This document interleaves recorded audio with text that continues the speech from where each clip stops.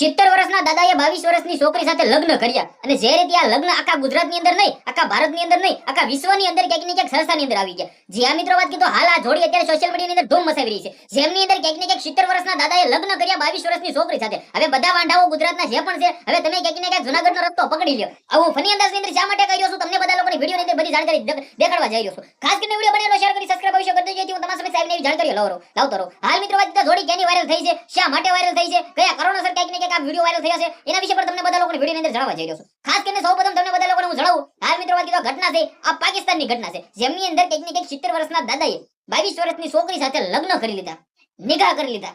હાલ મિત્રો વાત કીધો, ગુજરાતની અંદર વાંઢાઓ જેટલા પણ છે ને, તમે જૂનાગઢનો રસ્તો પકડી લ્યો, કારણ કે તમારી ઉંમરની છોકરી તો તમને મળતી નથી. અને આ દાદાને 70 વર્ષના દાદાને 22 વર્ષની છોકરી મળી ગઈ. જે આ મિત્રો વાત કીધો, કોમેડી અંદાજની અંદર તમને બધા લોકોને કહી રહ્યો છું, કોઈ ખોટું લગાડવું નહીં. પરંતુ જે રીતે આ ઘટના અત્યારે સોશિયલ મીડિયાની અંદર વાયરલ થઈ રહી છે, ઘણા બધા લોકો વિડીયોને શેર કરીને અંદર કોમેન્ટો કરી રહ્યા છે કે ભાઈ દાદાની કિસ્મત હોય તો આવી.